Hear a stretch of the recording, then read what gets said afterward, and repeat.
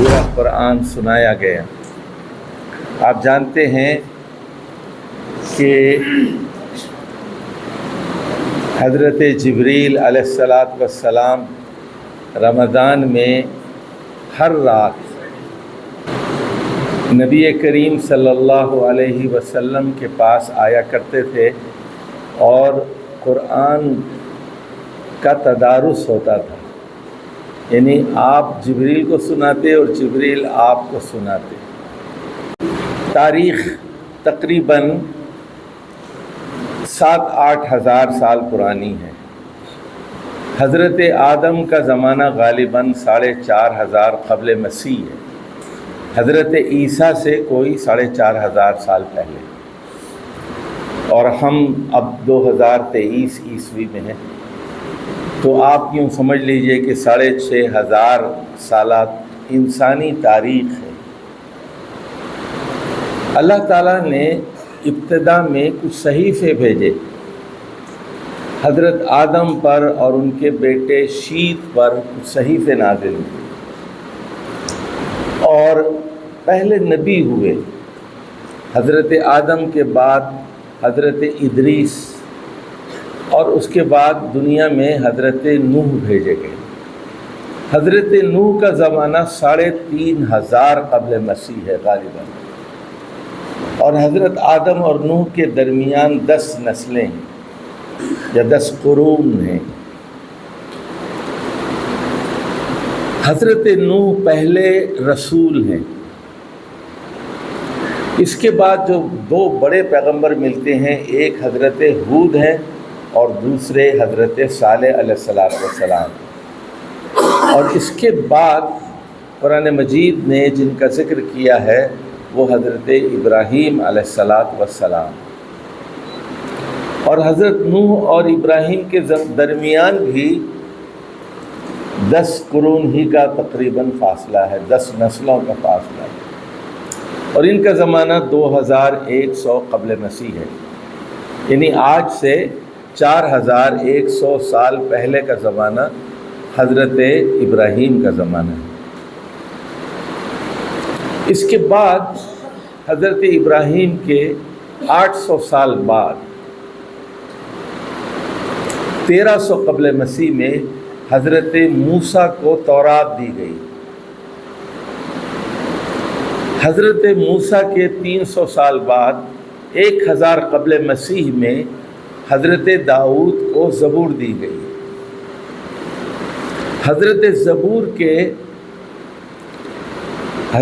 داؤد کے 1000 سال بعد حضرت عیسیٰ کو انجیل دی گئی، اور حضرت عیسیٰ کے 600 سال بعد نبی اکرم صلی اللہ علیہ وسلم کو قرآن دیا گیا۔ اب یہ بات آپ کو معلوم ہونا چاہیے کہ تورات عبرانی زبان میں نازل کی گئی تھی، نہ تو اس کے الفاظ محفوظ ہیں، نہ اس کی زبان محفوظ ہے، نہ اس کا مفہوم محفوظ ہے۔ کچھ باتیں ہیں، اس کی تعلیمات کچھ ملتی ہیں بائبل کے اندر، اس کا کچھ خلاصہ، کچھ باتیں ملتی ہیں، لیکن بہت ساری باتیں صحیح بھی ہیں، بہت ساری باتیں غلط بھی ہیں۔ اسی طرح معاملہ سامس آف ڈیوڈ کا ہے، جس کو آپ زبور کہتے ہیں۔ بائبل کا ایک چیپٹر ہے جس میں یہ چیزیں ملتی ہیں، لیکن اس کے بارے میں بھی یہی ہے کہ اس کی نہ زبان محفوظ ہے، نہ الفاظ محفوظ ہے، نہ مفہوم محفوظ۔ اور اس کے 1000 سال بعد جب انجیل دی گئی تو انجیل تو ایک تھی، اب 4 انجیلیں ہو گئی، اناجیل اربعہ جسے کہتے ہیں، 4 گاسپل سے۔ ویسے تو بہت ہیں انجیلیں، 20-25 قسم کی ہیں، لیکن جو آفیشیل کینن ہے، انگریز جس بائبل پر یقین رکھتے ہیں، جو چھپتی ہے کنگز جیمز ایڈیشن، تو اس کے اندر 4 اناجیل ہیں۔ لوقا کی انجیل ہے، متی کی انجیل ہے، اور مارک کی ہے، اور یوحنا کی انجیل ہے۔ 4 انجیلیں ہیں، یعنی اور ان انجیلوں میں بھی بہت اختلاف ہے۔ 4 لوگوں نے حضرت عیسیٰ کی تعلیمات کو، جسے گاسپل کہتے ہیں، لکھا، مختلف لوگوں نے لکھا، جان نے، میتھیو نے، مارک نے اور جو ہے لوک نے، 4 لوگوں نے لکھا، لیکن ان 4 انجیلوں میں بھی بہت اختلاف ہے، اور یہ آرامی زبان میں نازل کی گئی تھی، لیکن نہ تو اصلی زبان محفوظ ہے اور نہ الفاظ محفوظ ہیں، نہ مضمون محفوظ ہے۔ اب اس کے بعد اللہ سبحانہ و تعالیٰ نے قرآن مجید نازل کیا اور یہ بتایا کہ کیوں نازل کیا، ذرا اس کو سمجھ لیجیے۔ لم یکن الذین کفروا من اہل الکتاب والمشرکین، لم یکن الذین کفروا من اہل الکتاب والمشرکین منفکین حتی تأتیہم البینہ۔ نہ تو بنی اسرائیل اور نہ تو اہل کتاب یہ کفر سے باز آنے والے تھے، کفر سے الگ ہونے والے تھے، جب تک کہ ان کے پاس ایک دلیل، ایک بینہ، ایک ایویڈنس نہ آ جائے۔ حتیٰ تأتیہم البینہ، ایک بینہ کی ضرورت تھی۔ وہ بینہ کیا چیز ہے؟ وہ 2 چیزوں کا امتزاج ہے۔ رسول من اللہ یتلو صحفا مطہرہ، اللہ کی طرف سے ایک رسول جو پاک صحیفے پڑھ کر سنائے، پاک صحیفے، صحف مطہرہ، یہ ہے قرآن مجید۔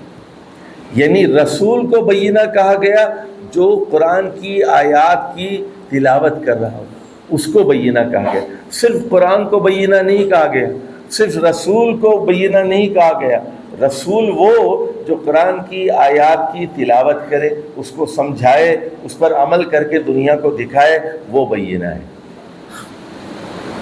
اور صاف کہہ دیا گیا ان الذین کفروا من اہل الکتاب والمشرکین فی نار جہنم اولئک ہم شر البریہ۔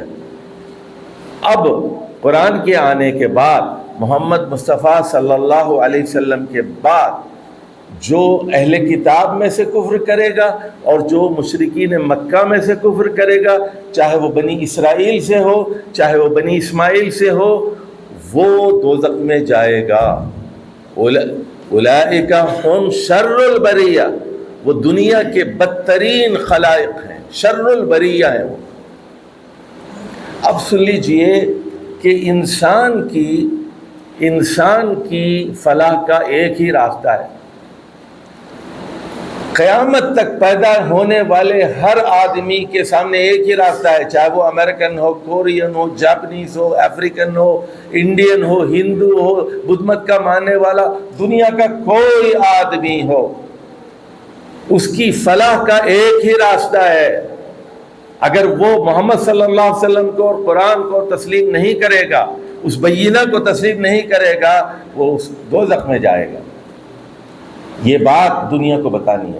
ان الذین کفروا من اہل الکتاب والمشرکین فی نار جہنم خالدین فیہا اولئک ہم شر البریہ۔ اس کو سمجھ لیجئے، امت مسلمہ اس کو نہیں سمجھتی۔ پارلیمنٹ میں ایک صاحب وزیر ہیں ہمارے، آج کل دفاع کے ہیں، پتہ نہیں، وہ کہتے ہیں جی ہر مذہب صحیح ہے۔ نہیں بھائی، مذہب اللہ کے نزدیک ایک ہی ہے۔ ان الدین عند اللہ الاسلام، اسلام کے علاوہ قرآن کسی اور مذہب کو تسلیم ہی نہیں کرتا۔ دین صرف ایک ہی ہے، الاسلام۔ اور قرآن صاف کہتا ہے آل عمران کی آیت نمبر 85 میں وَمَن يَبْتَغِ غَيْرَ الْإِسْلَامِ دِينًا فَلَن يُقْبَلَ مِنْهُ، جو اسلام کے علاوہ کوئی اور نظام حیات اختیار کرے گا، اس کو ہرگز قبول نہیں کیا جائے گا۔ تو یہ قرآن آخری کتاب ہے۔ اب اس کے بارے میں سمجھ لیجئے کہ اللہ نے اس قرآن کو اور اس رسول کی تعلیمات کو محفوظ کرنے کی خود گارنٹی دی ہے۔ اِنَّا نَحْنُ نَزَّلْنَا الذِّكْرَ وَإِنَّا لَهُ لَحَافِظُونَ۔ یہاں ذکر سے مراد قرآن بھی ہے، حدیث بھی ہے اور سیرت بھی ہے۔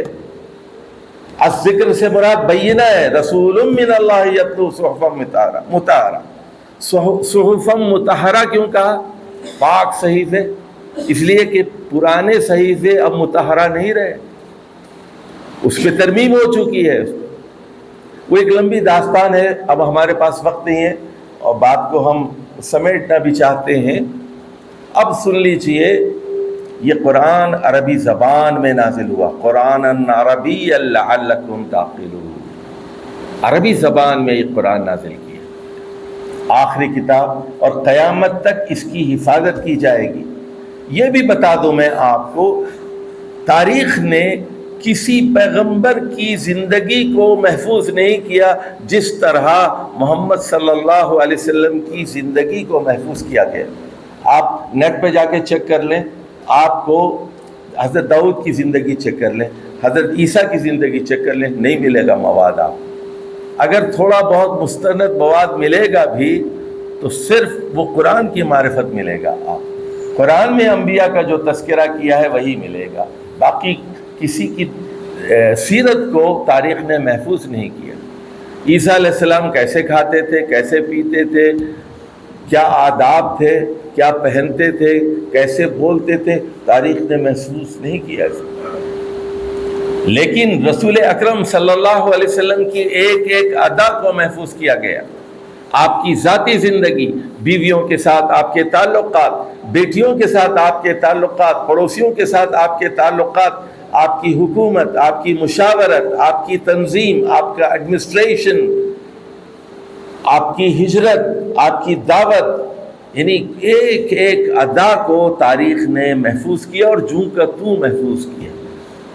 قرآن بھی محفوظ رہا اور سیرت بھی محفوظ رہی، حدیث بھی محفوظ رہی، اور امت نے ایک لمحے کے لیے بھی غفلت کا مظاہرہ نہیں کیا۔ قرآن محفوظ رہا اور احادیث محفوظ رہی، سیرت محفوظ رہی۔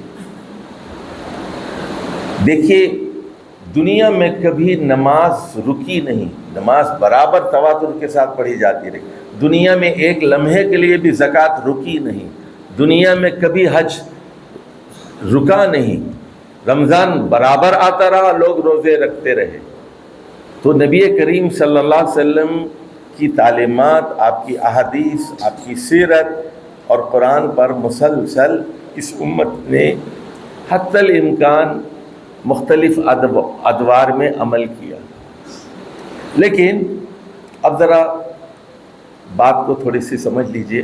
ایک مختصراً تاریخ تو میں نے آپ کو بتا دی، آدم علیہ السلام، نوح علیہ السلام، پھر ابراہیم علیہ السلام، پھر موسیٰ اور ہارون، اور اس کے بعد داؤد و سلیمان، اور اس کے بعد عیسیٰ اور یحییٰ، اور بالآخر محمد مصطفیٰ صلی اللہ علیہ وسلم۔ قرآن میں 26 پیغمبروں کا ذکر ہوا ہے، ان کی کشمکش کی داستان رقم ہوئی۔ اب دیکھیے کہ نبی کریم صلی اللہ علیہ وسلم کے ذریعے سے دنیا کو جو پیغام دیا گیا، اس کو اس کے 3 بڑے ادوار رہے ہیں، اس کو سمجھ لیجیے آپ۔ Phase 1، phase 2، phase 3۔ بچوں کو تو میں بتاتا رہا ہوں، پہلا دور، دوسرا دور، تیسرا دور۔ پہلا دور یہ تھا کہ نبی کریم صلی اللہ علیہ وسلم کے زمانے میں ہی، ان کی زندگی ہی میں عربوں تک پوری دعوت پہنچ جائے اور عرب کے علاقے پر اسلام کی حکومت قائم ہو جائے۔ تو یمن سے لے کر تبوک تک اور مشرق سے لے کے مغرب تک عرب پر یعنی اسلام کی حکومت قائم ہو گئی، عمان پر قائم ہو گئی، دبئی پر قائم ہو گئی، کویت تک قائم ہو گئی، اور پھر ادھر تبوک تک، دومت الجندل تک، اور جنوب میں یمن تک، عمان، سلطنت عمان تک، ساری نبی کریم صلی اللہ علیہ وسلم کے زمانے میں اسلام پھیل گیا۔ اب اس کے بعد دوسرا مرحلہ آیا۔ دوسرا مرحلہ یہ تھا کہ فوراً فتنے پیدا ہوئے۔ لوگوں نے کہا نبی مر گیا تو دین ختم، لوگ مرتد ہوتے گئے۔ یہ پہلا چیلنج تھا۔ دوسرا چیلنج یہ تھا، 2-3 جھوٹے نبی پیدا ہو گئے۔ طلیحہ الاسدی نارتھ میں پیدا ہوا، اسود عنسی جنوب میں یمن میں پیدا ہوا، اور ایسٹ میں مشرقی حصے میں ریاض کے پاس مسیلمہ بن کذاب پیدا ہوا، اور وہیں قریب میں سجاہ نامی عورت نے نبوت کا دعویٰ کیا۔ اور پھر تیسرا فتنہ یہ تھا بس امیر مسلمانوں نے کہا ہم نماز پڑھیں گے لیکن زکوٰۃ نہیں دیں گے. تو 3 فتنے ہو گئے. ایک فتنے ارتداد، دوسرا فتنے یعنی نبوت کاذبہ، اور تیسرا مانعین زکوٰۃ کا فتنہ. اب حضرت ابو بکر صدیق جو اس امت کے سب سے بہتر آدمی، انہوں نے جوان مردی اور حوصلے اور جرأت کا ثبوت دیا اور کہا کہ میرے ہوتے ہوئے دین میں کمی نہیں ہو سکتی، وَأَنَا حَيٌّ، میرے ہوتے ہوئے دین میں کمی نہیں ہو سکتی، میں اس کی گردن ماروں گا جو زکوٰۃ نہیں دے گا. حضرت عمر نے فرمایا آپ مسلمان کی کلمہ گو کی گردن ماریں گے؟ فرمایا ہاں، من فرق بین الصلاۃ والزکاۃ لأقتلنہم، میں ان کو قتل کروں گا، ان کی گردن ماروں گا جو نماز اور زکوٰۃ میں فرق کرتے ہیں. اور پھر آپ نے ان کو سب جو باغی ہو گئے تھے ان کے خلاف فوجیں بھیجی. خالد بن ولید کو بھیجا، عمرو بن عاص کو بھیجا، شریح بن حسنہ کو بھیجا، اور ابو عبیدہ الجراح کو بھیجا. صحابہ کے لشکر تیار کیے، فوجیں تیار کی، عمان کی طرف، دبئی کی طرف، یمن کی طرف، ریاض کی طرف، یمامہ کی جنگ، اور شمال کی طرف، ہر طرف لوگ چلے گئے کہ اس فتنے کو مارو، منکرین زکوٰۃ کو ختم کرو، جو مرتد ہیں ان کو مارو، اور جو جھوٹے نبی پیدا ہوئے ہیں ان کو مارو. حضرت ابو بکر صدیق نے صرف 2.25 سال حکومت کی، 2.25 سال. لیکن یہ فیز 2 ہے. انہوں نے کیا کیا؟ عربوں میں جو کینسر تھا، کینسر کو صاف کر دیا، اور عرب کے جسم میں جو بیماری تھی اس کو نکال کر ایک صحت مند جسم بنا دیا. اس کے بعد یہ جو صحت مند عرب تھے اب بالکل آپریشن ہو گیا، بالکل صحت مند ہو گیا عرب. یہ حضرت عمر کے حوالے کیا. اس امت کے دوسرے بڑے محسن جنہوں نے دین کو سمجھا، نبی کریم صلی اللہ علیہ وسلم کے دین کو اگر سمجھا، وہ پہلے ابو بکر ہیں اور پھر عمر بن خطاب رضی اللہ تعالیٰ عنہ. تو ابو بکر نے کہا کہ یہ لو عرب دے رہا ہوں میں، خالص عرب، یہاں گند نہیں ہے، میں نے گند کا صفایا کر دیا ہے، منکرین نے زکوٰۃ کو مار دیا ہے، جھوٹے نبیوں کا خاتمہ ہو گیا ہے، اور جو مرتد ہو گئے ان کا خاتمہ کر دیا. یہ خالص عرب ہیں، ان کو لے کر دنیا میں پھیل جاؤ. اب حضرت عمر بن خطاب میدان میں آتے ہیں. یہ فیز 3 ہے. اب وہ آگے کی طرف بڑھتے ہیں، شمال کی طرف، اردن، فلسطین، شام، غزہ، نارتھ کی طرف. اب ایسٹ کی طرف بڑھتے ہیں. پہلے عراق، سعد بن ابی وقاص عراق پر حملہ کرتے ہیں، قادسیہ کی جنگ ہوتی ہے. وہاں عراق کو فتح کر کے ایران کے بعد آذربائیجان اوپر جاتے ہیں. حضرت حذیفہ بن یمان رضی اللہ تعالیٰ عنہ وہ آذربائیجان کو فتح کرتے ہیں، اور اس کے بعد پھر خراسان. احنف بن قیس 1819 ہجری میں رسول اللہ صلی اللہ علیہ وسلم کے انتقال کے صرف 8 سال بعد ہرات افغانستان میں پہنچ جاتے ہیں. 8 سال کے اندر نبی صلی اللہ علیہ وسلم کی وفات کے 8 سال کے بعد احنف بن قیس اپنی فوجوں کو لے کر ہرات مغربی افغانستان پہنچ جاتے ہیں. اب آ جائیے اس طرف، غزہ فتح ہو گیا. غزہ سے پھر یہ سینا میں داخل ہوتے ہیں. اب اسلام افریقہ میں داخل ہوتا ہے. حضرت عمرو بن عاص رضی اللہ تعالیٰ عنہ مصر فتح کرتے ہیں. پہلے یہ علاقہ فسطاط کا جسے قاہرہ کہتے ہیں آج، اس کے بعد پھر اسکندریہ، الیگزینڈریا، پھر اس کے بعد لیبیا کی فتوحات، لیبیا سے الجیریا، الجیریا سے تونس. دیکھ رہے ہیں آپ، یہ فیز 3 ہے. یہ فیز 3 عربوں سے اب اسلام نان عربس میں جا رہا ہے. یہ اسلام دنیا پہ غالب ہونے کے لیے آیا. وَالَّذِي أَرْسَلَ رَسُولَهُ بِالْهُدَى وَدِينِ الْحَقِّ لِيُظْهِرَهُ عَلَى الدِّينِ كُلِّهِ، تاکہ تمام ادیان پر وہ غالب آ جائے. يُرِيدُونَ لِيُطْفِئُوا نُورَ اللَّهِ بِأَفْوَاهِهِمْ، وہ چاہتے ہیں کہ اللہ کے نور کو اپنے پھونکوں سے بجھا دیں. پھونکوں سے یہ چراغ بجھایا نہ جائے گا، پھونکوں سے یہ چراغ بجھایا نہ جائے گا. یہ اسلام دنیا میں پھیلنے کے لیے آیا تھا. یہ دین اپنی اصلی حالت میں رہے گا، اس میں بدعت نہیں ہو سکتی۔ من انجو کا تو یہ دین باقی رہے گا۔ اب ذرا تھوڑی سی بات آپ سمجھ لیجئے، یہ 3 فیزز بنا دیے۔ اب ہمارے زوال کی داستان بھی سن لیجیے تھوڑی سی۔ رسول اکرم صلی اللہ علیہ وسلم نے فرمایا ترکت فیکم امرین، آپ کے درمیان میں 2 چیزیں چھوڑے جا رہا ہوں، لن تضلوا ان تمسکتم بہما، کبھی گمراہ نہیں ہوگے اگر ان 2 چیزوں کو مضبوطی سے تھام لو، کتاب اللہ و سنت نبی، اللہ کی کتاب اور نبی کا طریقہ کار، کتاب اللہ و سنت نبی۔ اچھا اب سن لیجئے، اب مسلمانوں میں زوال کے آثار پیدا ہوئے۔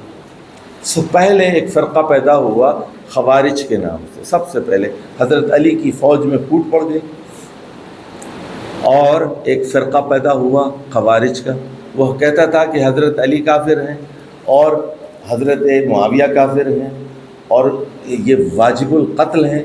بالآخر وہ تفصیل میں نہیں جانا چاہتا، ایک خارجی نے جس کا نام عبد الرحمن ابن ملجم تھا، اس نے حضرت علی کو شہید کر دیا 40 ہجری میں۔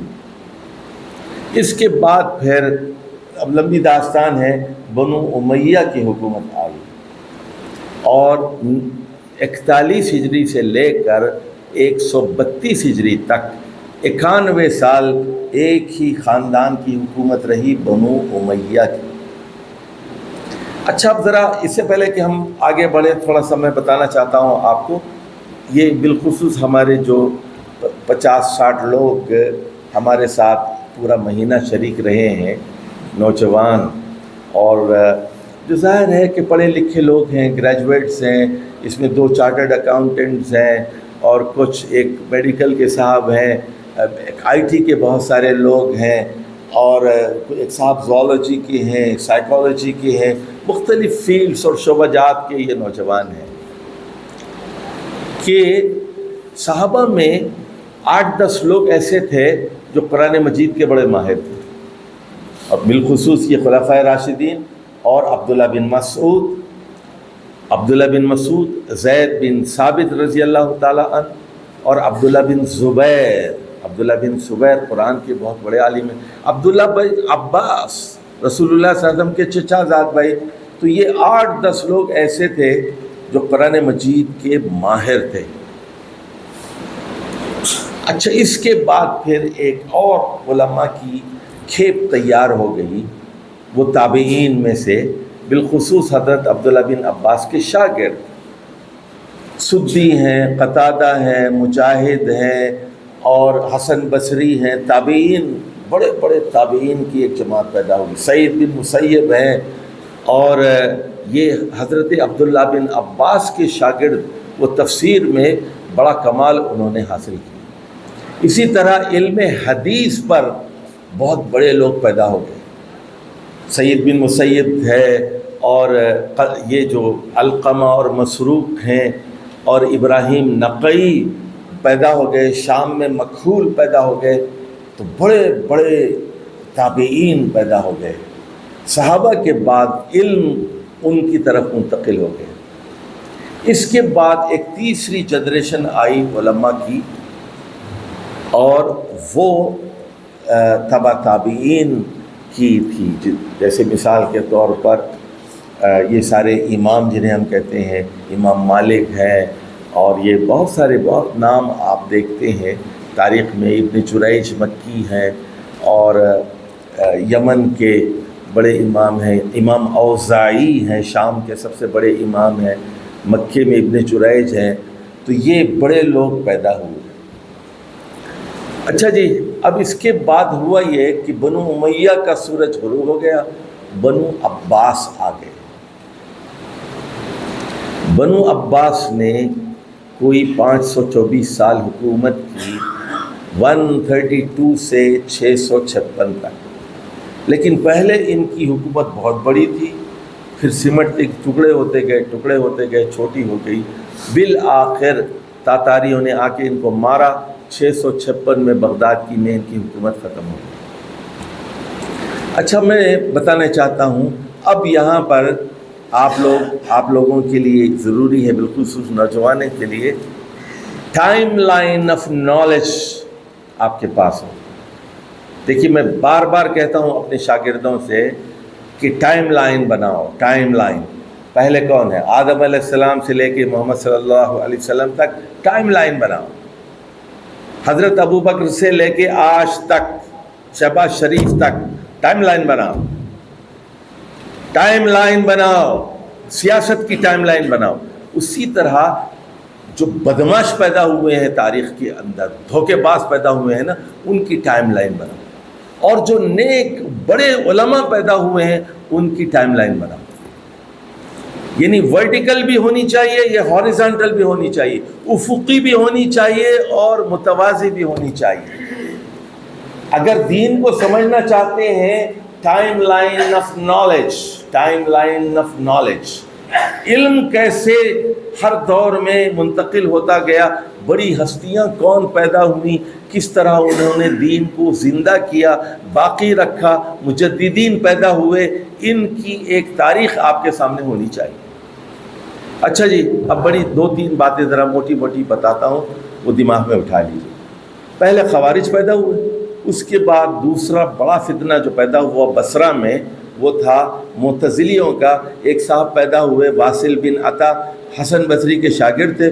حسن بصری تو علم کا سمندر تھے، لیکن ان کا ایک شاگرد ایسا بیکار پیدا ہوا، ان سے الگ ہو گیا واصل، اور وہ عقل پرست تھا، اور وہ کہتا تھا کہ قرآن مجید مخلوق ہے۔ بہرحال وہ لمبی داستان ہے۔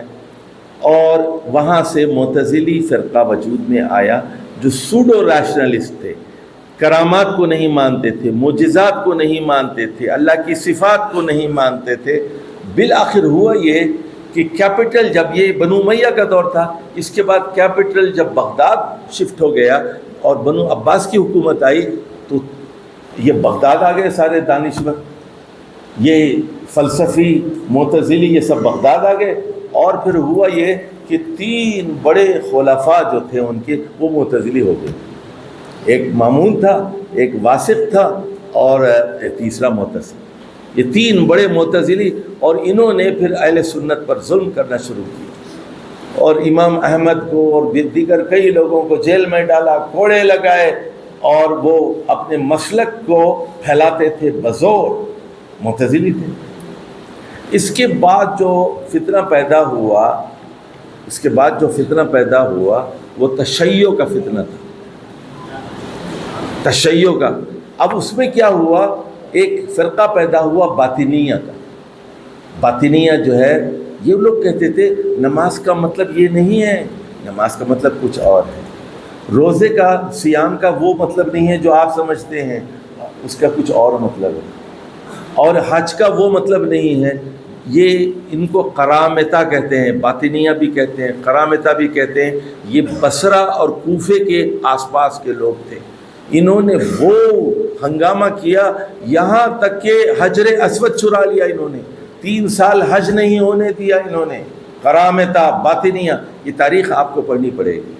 اور بالآخر انہوں نے افریقہ میں حکومت قائم کر لی، افریقہ میں، اور فاطمی خلافت آ گئی۔ تھوڑی سی تاریخ آپ کو پڑھنا چاہیے آپ کو کہ سیاسی طور پر کیا تبدیلیاں ہوتی رہیں، اور علماء اس زمانے میں کون کون تھے، ان کا کیا کردار تھا، برے لوگ کون تھے، اچھے لوگ کون تھے، اور سیاست کس کی تھی۔ Time line of history, time line of history, یہ آپ کا جاننا بہت ضروری ہے۔ کون سے مفسرین تھے، کون سے محدثین تھے۔ اب یہی وہ زمانہ ہے جب بڑے بڑے محدثین پیدا ہوئے، 250 ہجری کے بعد۔ یہ آپ کارنامے دیکھتے ہیں، 200 سے 250، 260، 270، امام بخاری اور مسلم اور ترمذی اور ابن ماجہ اور نسائی اور فلان اور فلان، یہ 200 سے لے کر 300 تک یہ بڑی ہستیاں آپ کو ملتی ہیں۔ اچھا، جھوٹ پھیل رہا تھا، جھوٹی حدیثیں پھیل رہی تھیں، قرآن کے اندر تحریف کی کوشش ہو رہی تھی، لیکن امت نے قرآن کی حفاظت کی۔ آج بھی دنیا کے اندر لاکھوں حفاظ موجود ہیں جن کے سینے میں قرآن موجود ہے۔ اچھا جی، اب آ جائیے اپنے مطلب کی بات کی طرف۔ یہ تو میں نے آپ کو تاریخ بتا دی۔ اب ہمارے پاس زوال آیا، اور پھر سب سے آخر میں جو چیز آئی وہ تھی یہ پیری مریدی اور تصوف۔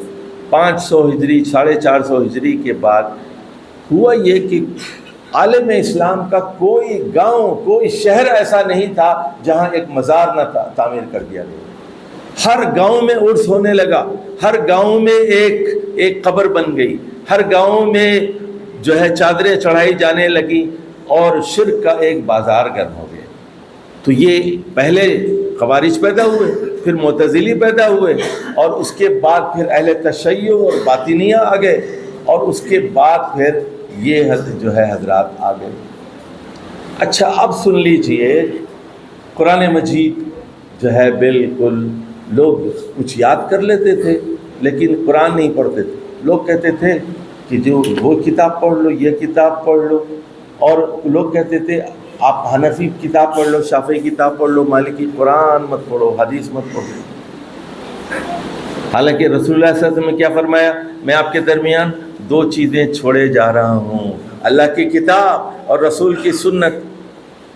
اچھا وہ پھر یہ ایسے لوگ پیدا ہوئے جو کہتے تھے قرآن مت پڑھو بھٹک جاؤ گے، حدیث مت پڑھو بھٹک جاؤ گے۔ بھائی تم پڑھ سکتے ہو، تم سمجھ سکتے ہو، تمہارے پاس اتنی عقل نہیں ہے، تم چاند پہ جا سکتے ہو لیکن قرآن نہیں سمجھ سکتے، تم دنیا ساری فتح کر سکتے ہو لیکن قرآن حدیث نہیں پڑھ سکتے، انگریزی سیکھ سکتے ہو، فرینچ سیکھ سکتے ہو، جرمن سیکھ سکتے ہو، لیکن عربی زبان نہیں سیکھ سکتے۔ یہ لوگ پیدا ہو گئے ہمارے یہاں، اور ہماری ہمتیں پست ہو گئیں، ہماری ہمتیں پست ہو گئیں۔ اس کے نتیجے میں حالات پیدا ہوئے، وہ آپ جانتے ہیں۔ اچھا جی، اب میں بتانا چاہتا ہوں پاکستان میں کیا ہوا، تھوڑا سا اس کو سمجھ لیجیے۔ پاکستان میں ہوا یہ کہ اللہ تعالیٰ نے یہاں 1903 میں برصغیر ہند و پاک کے اندر مولانا مودودی کو پیدا کیا، اور اس سے پہلے 1703 میں 200 سال پہلے حضرت شاہ ولی اللہ صاحب پیدا ہوئے۔ حضرت شاہ ولی اللہ صاحب نے فارسی میں قرآن مجید کا ترجمہ کیا، اور ایک بڑا کارنامہ ہوا۔ پھر شاہ ولی اللہ صاحب کے 4 بیٹوں نے قرآن مجید کا ترجمہ کیا، یعنی شاہ عبد القادر نے، شاہ عبد الغنی نے اور شاہ رفیع الدین نے، ان کے 4 بیٹوں نے قرآن مجید کا ترجمہ کیا۔ اب قرآن مجید کی آواز پڑھنے لگی۔ پھر شاہ صاحب حدیث کی سند لے کر آئے مکے سے، شاہ ولی اللہ صاحب، اب حدیث پڑھائی جانے لگی۔ اب ہم کچھ جاگ رہے تھے، نیند میں سوئے ہوئے تھے ہم، اس کے بعد جاگنے لگے، نہیں قرآن پڑھنا چاہیے، حدیث پڑھنا چاہیے۔ اب اس کا دورہ شروع ہوا، یہاں تک کہ مولانا مودودی آئے تو اب ہوا یہ گھر گھر درس قرآن شروع ہو گیا، پڑھا لکھا آدمی قرآن پڑھنے لگا۔ انگریزوں کی حکومت رہی 90 سال تک، 1857 سے 1947 تک نظام تعلیم بدل گئے، مدرسے ختم ہو گئے، اب وہ انگریزی مدارس آ گئے، اسکولس آ گئے، یونیورسٹیز آ گئیں۔ اب قرآن پڑھے لکھے آدمی کے ہاتھ سے نکل گئے، احادیث نکل گئیں۔ انگریزی وہ پڑھتے تھے لیکن عربی نہیں پڑھتے تھے۔ ان حالات میں جب جماعت نے کام شروع کیا تو پھر ہر گھر میں قرآن پڑھنا جانے لگا، ہر گھر کے اندر عورتیں قرآن پڑھنے لگیں، عورتیں درس دینے لگیں، مرد درس دینے لگے۔ یہ ایک بہت بڑی تبدیلی تھی۔ اچھا مدرسوں کے اندر قرآن تو تھا لیکن مدرسوں کا ایک خاص انداز تھا، وہ ان کی اپنی بحثیں ہوتی تھیں، صرف کی اور نحو کی اور قراءت کی اور تجوید کی، وہ الگ سسٹم تھا ان کا کہ لیکن قرآن ایک زندہ کتاب کی حیثیت سے اور لوگوں کی کتاب ہدایت کے اعتبار سے اس کی کوئی حیثیت نہیں تھی۔ اچھا اب وقت نہیں ہے ہمارے پاس، ڈاکٹر اسرار احمد بہت بڑا نام ہے، انہوں نے مولانا مودودی کی تفہیم القرآن کو چاٹ لیا تھا انہوں نے، اور بہت اچھا بولتے تھے، بولنے پر ان کو ملکہ تھا۔ قرآن مجید کا جو فہم مولانا مودودی نے دیا اس کو اگر بہت ہی مؤثر اور ایفیکٹو طریقے سے پاکستان کے عوام تک پہنچایا تو آپ کو بہت یعنی ذمہ داری کے ساتھ اور اعتماد کے ساتھ اور دیانت کے ساتھ یہ بات تسلیم کرنی پڑے گی کہ ڈاکٹر اسرار سب سے آگے ہیں، کہ قرآن کی سیاسی تعلیمات، قرآن کی معاشی تعلیمات، social justice, economic justice, political justice, عدل اجتماعی، فنڈامنٹل رائٹس، قرآن میں جو مضامین ہیں، یہ 1 مہینہ ان بچوں کو میں پڑھاتا رہا ہوں، یہ سارے مضامین پڑھاتا رہا ہوں کہ یہاں یہ مسئلہ آ گیا، دیکھو یہاں یہ مسئلہ آ گیا، یہ مسئلہ آ گیا۔ تو یہ پڑھے لکھے لوگ ہیں، یہ ان میں سے اکثر لوگ اس کو کیچ کر رہے تھے کہ کہاں فنڈامنٹل رائٹس کی بات ہو رہی ہے، کہاں فریڈم آف فیتھ کی بات ہو رہی ہے۔ تو یہ الحمدللہ میں پوچھتا تھا، فوراً یہ جواب دیتے تھے۔ یعنی بہت حد تک میں نے کوشش کی کہ ان لوگوں کو رواں کر دیا جائے۔ اچھا جی، اب یہاں پڑھے لکھے آدمی کو قرآن پڑھانے کا کیا طریقہ کار ہونا چاہیے؟ تو میں نے پھر ایک نیا نقشہ ترتیب دیا۔ میں نے کہا کہ میں پہلے 7-8 دن تو یوں کروں گا، تمہیدی لیکچرز دوں گا۔ پہلے ان کو ٹائم لائن بتاؤں گا انبیاء کی، ان کا شجرہ بتاؤں گا ان کو، اور مختلف دور میں جو مختلف واقعات ہوتے رہے ہیں وہ بتاؤں گا۔ میں بتاؤں گا کہ سکندر اعظم کا دور کب ہے، اور عیسیٰ علیہ السلام سے پہلے ہے یا عیسیٰ علیہ السلام کے بعد ہے، بخت نصر کا دور کب ہے، بیت المقدس کو پہلے کب تباہ کیا گیا تھا، بیت المقدس کو دوسری بار کب تباہ کیا گیا تھا۔ تو قرآن میں جن قوموں کا ذکر کیا گیا ہے ان کا میں نے ذکر کیا۔ بچوں کو پہلے ٹائم لائن بتائی، تاریخ کی ٹائم لائن کو پہلے نوٹ کرو۔ قرآن مجید کو سمجھنے کے لیے تاریخ کو سمجھنا بہت ضروری ہے، کیونکہ قرآن تاریخ پر تبصرہ کرتا ہے۔ قرآن تاریخ پر تبصرہ کرتا ہے، قوموں کے عروج و زوال کی داستان سناتا ہے۔ وہ بتاتا ہے کہ قوم نوح کیوں ہلاک کی گئی، کیوں غرق کی گئی۔ وہ بتاتا ہے کہ عاد کو کیوں ہلاک کیا گیا، سمود کو کیوں ہلاک کیا گیا، اور شعیب علیہ السلام کی قوم میں کیا خرابیاں تھیں، کیوں ان پر بجلیاں بھیجی گئیں، فرعون کو کیوں غرق کیا گیا، فرعون کا کیا جرم تھا۔ یہ ساری چیزیں قرآن مجید بتاتا ہے۔ تو جو لوگ تاریخ کو نہیں پڑھتے اور اس کی ٹائم لائن کو نہیں پڑھتے، اچھا پھر قرآن کو سمجھنے کے لیے آپ کو نقشوں کو سمجھنا بہت ضروری ہے۔ جو آدمی اماکن قرآن کو نہیں سمجھتا نا، وہ قرآن نہیں سمجھ سکتا۔ پہلی چیز کیا ہو گئی؟ Time line. آپ کو سلسلہ وار تاریخ معلوم ہونا چاہیے، ابراہیم علیہ السلام پہلے ہیں یا نوح علیہ السلام پہلے ہیں، داؤد علیہ السلام پہلے ہیں یا نوح علیہ السلام پہلے یہ معلوم ہونا چاہیے، ٹائم لائن آپ کو معلوم ہونا چاہیے۔ دوسری چیز، ان کے علاقے کیا تھے، علاقے کہاں تھے، کون سے علاقے تھے، اور یہ آپ کو معلوم ہونا چاہیے۔ انٹرنیشنل روٹ کیا تھی، انٹرنیشنل تجارت کیسے ہوتی تھی، اور بڑے بڑے فاتحین جو دنیا میں تھے وہ کن روٹ سے گزر کے جاتے تھے۔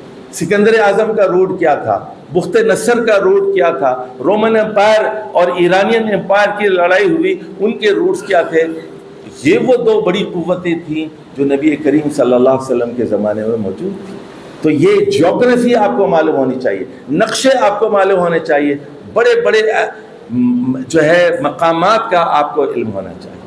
اب تیسری بات، اصطلاحات قرآن۔ ذرا میں نے کیا کیا، ان لوگوں کو اگرچہ کہ وہ نوٹس بڑے ناقص تھے، میں نے ان کو پہلے اصطلاحات کچھ پڑھائے کہ قرآن مجید خاص الفاظ ہیں اس کے۔ مثال کے طور پر ایک لفظ ہے لقاء، ملاقات۔ تو یہ لقاء کا لفظ بہت مرتبہ قرآن میں آیا ہے۔ جو اس لفظ کو نہیں سمجھے گا وہ اس کے لیے سمجھنا مشکل ہوگا۔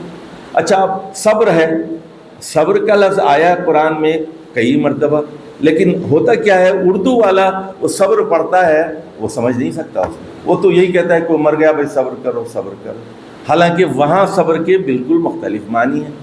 یہ بڑا مسئلہ ہوتا ہے قرآن مجید کے ساتھ۔ اسی طرح اب دین ہے، دین کا بالکل کئی مطلب ہوتے ہیں دین کے۔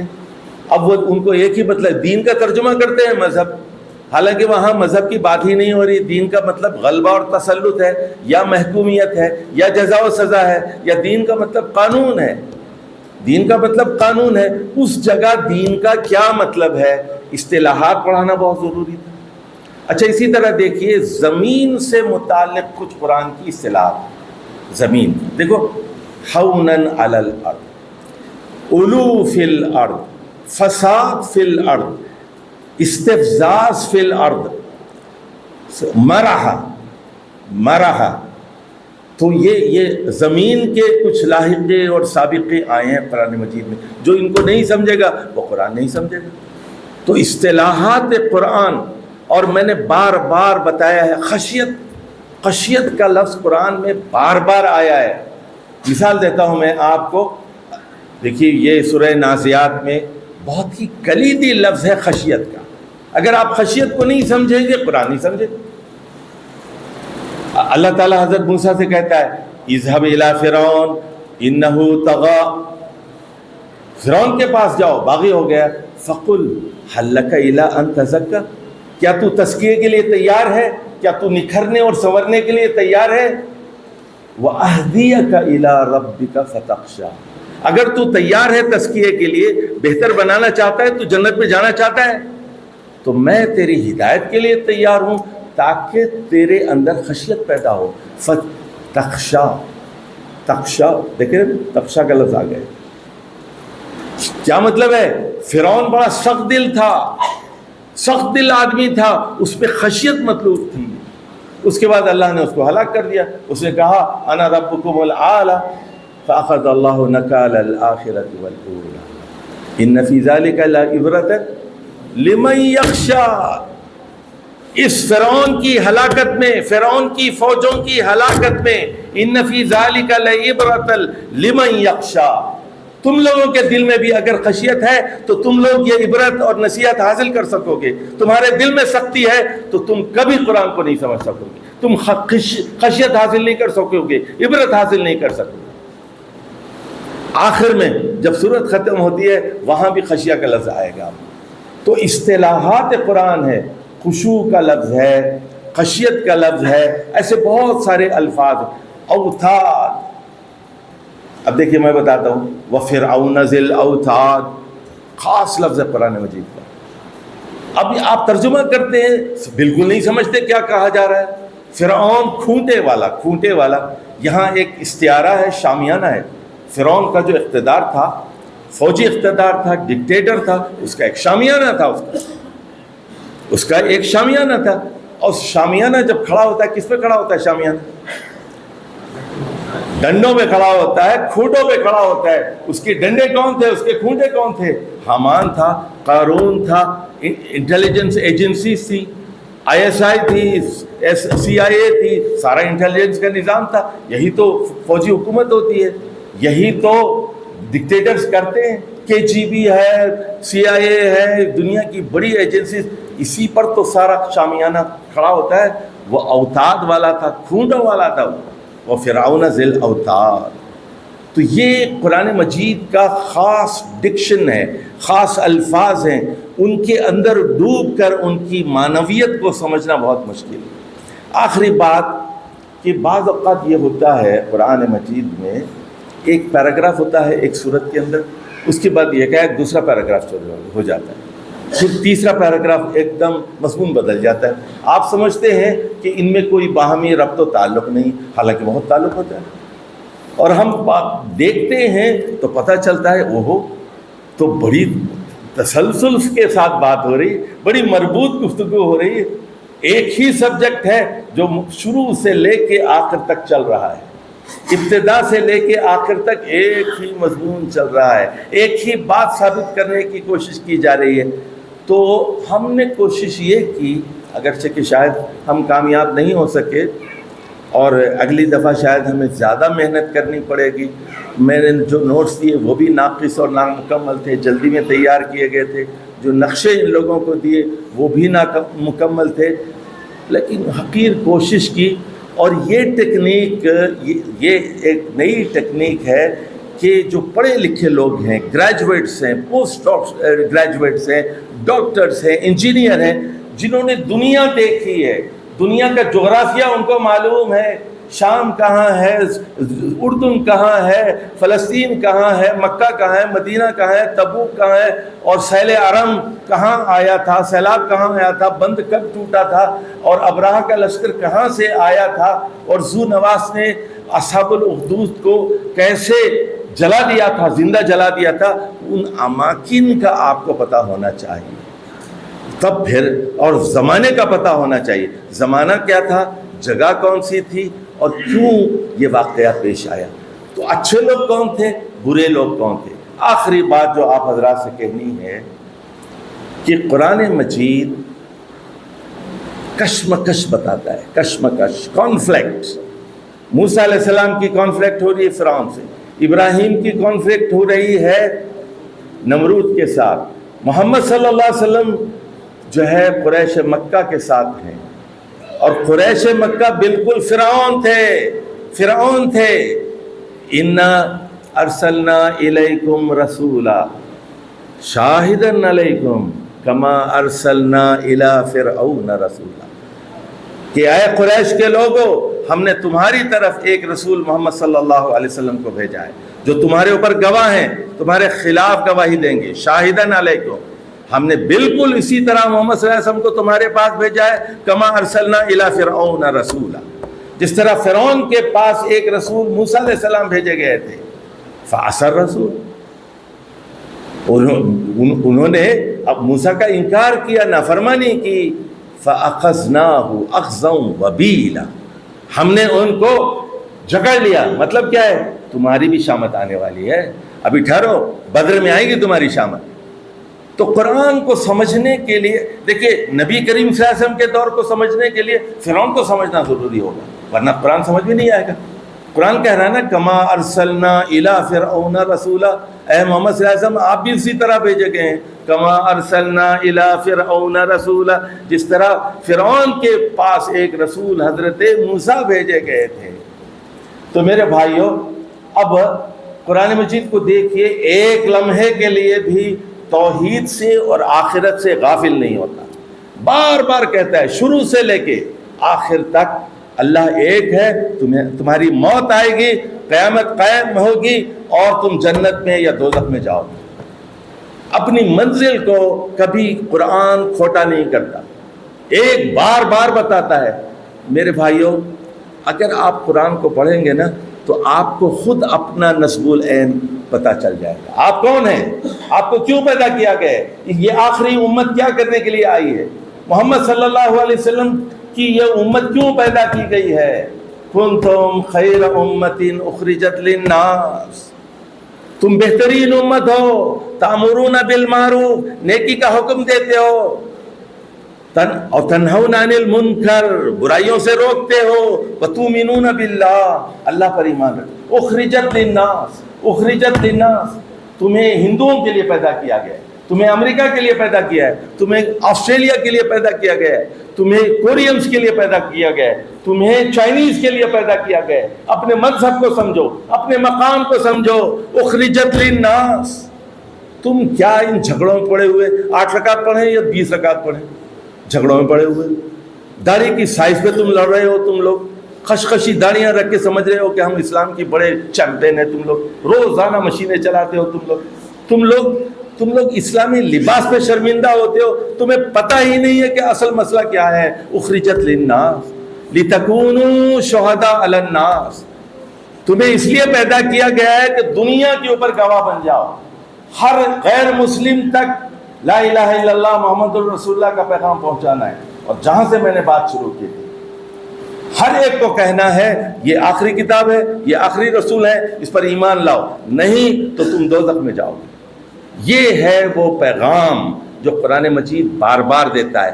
میرے بھائیوں، میری بہنوں، تمہیں اسلام پر شرمندہ ہونے کی کوئی ضرورت نہیں، شرمندہ ہونے کی کوئی ضرورت نہیں ہے تمہیں کہ نہیں جی ہمارا بھی ایک مذہب ہے، جیسے آپ کا مذہب ہے ہمارا بھی مذہب ہے، نہیں، ہمارا ہی مذہب ہے۔ ان الدین عند اللہ الاسلام، باقی کو مذاہب ہم تسلیم ہی نہیں کرتے۔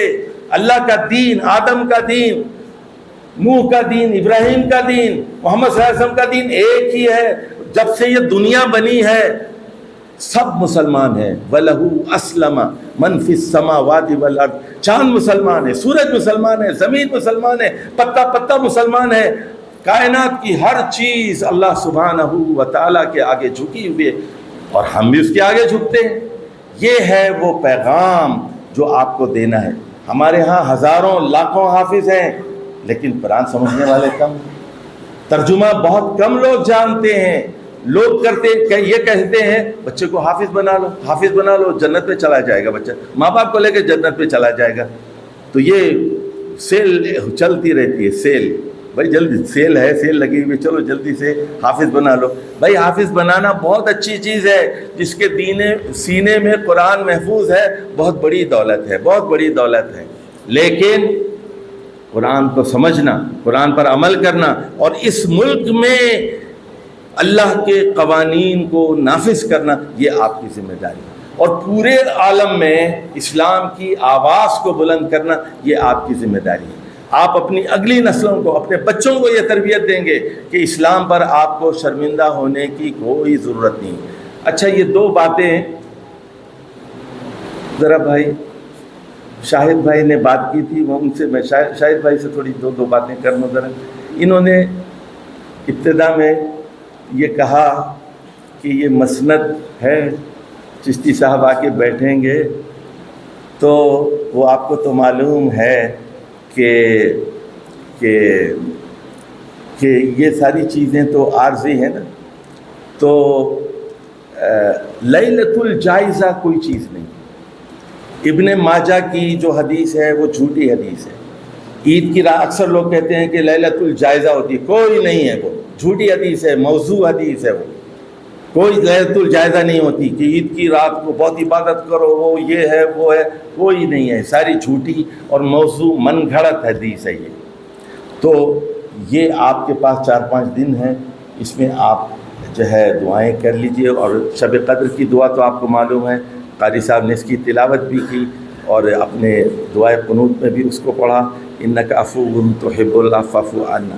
تو یہ آخری گھڑیاں، اس میں رسول اللہ صلی اللہ علیہ وسلم رات میں بالکل نہیں سوتے تھے۔ بخاری کی حدیث ہے احیا لیلہ اور ایقظ اہلہ اور شد میزرہ، تہمت باندھ لیتے تھے یا کمر کس لیتے تھے، خوب عبادت کرتے تھے اور سارے گھر والوں کو جگاتے تھے اور فجر کی نماز پڑھ کر سوتے تھے۔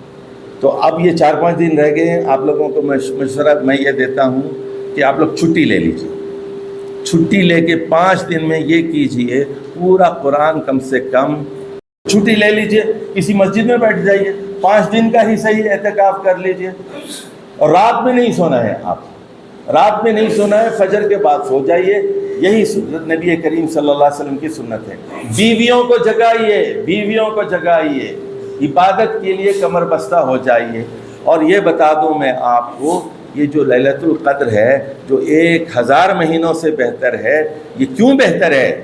اس رات کا دلہا کون ہے؟ یہ قرآن مجید ہے۔ اس رات کو اگر 4 چاند لگے ہیں تو وہ اس قرآن کی وجہ سے 4 چاند لگے ہیں۔ دیکھو، یوم آزادی بڑی چیز ہے یا آزادی بڑی چیز ہے؟ آپ آزادی، یوم آزادی تو دھوم دھام سے مناتے ہیں، لیکن آپ کی آزادی خطرے میں ہے، ملک ٹوٹ رہا ہے، خزانہ آپ کا خالی ہے، آپ آزادی کا جشن منا رہے ہیں، آپ تو اس کو فراموش نہیں کر سکتے۔ یاد رکھیے، قوموں کا عروج و زوال اس کتاب سے وابستہ ہے۔ ان اللہ یرفع بہذا الکتاب اقواما ویدعو بہ آخرین۔ اللہ تعالیٰ اس کتاب کے ذریعے کچھ قوموں کو بلند کرتا ہے اور کچھ قوموں کو ذلت اور پستی سے ہمکنار کرتا ہے۔ اقول قولی ھذا واستغفر اللہ لی ولکم ولسائر المسلمین واستغفروہ انہ ھو الغفور الرحیم۔